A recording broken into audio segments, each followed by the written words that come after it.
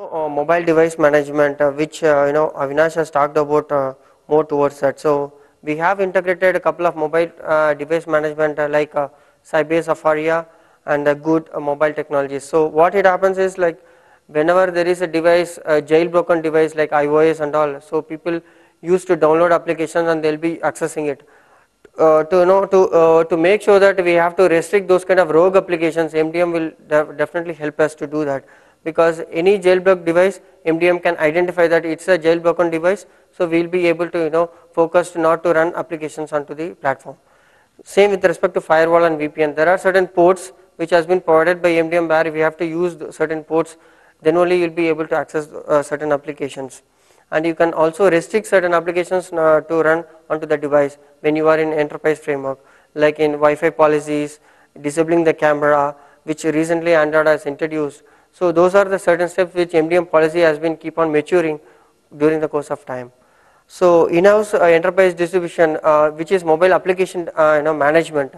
There are application management platform which is already available right now. They have integrated with MDM to distribute their own application within the enterprise framework. That is one of the advantage where MDM plays a very important role there. Encryption, of course, it has already have a sandbox model and so on. Other than that, the native application which you are checking day-to-day emails, messages and so on, MDM can encrypt your email and messaging as well, which none of the standard applications can provide, but MDM can provide to encrypt the messages as well as email applications. Remote action, when the device is lost, stolen, you will be able to remote lock it, remote wipe, and you kind of a remote action with respect to device pin, changing the pin and so on. That is part of remote action policies. One more information about MDM.